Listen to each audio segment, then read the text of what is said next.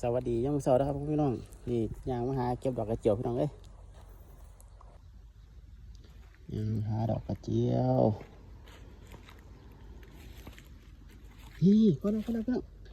นี่เก็บได้กระเจียวแดงกระเจียวแดง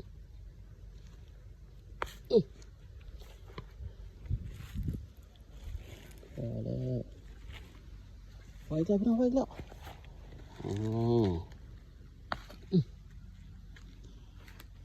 นี่อีกแล้วอีกแล้ว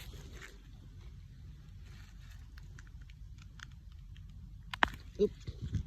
นี่เมียนอึ๊บ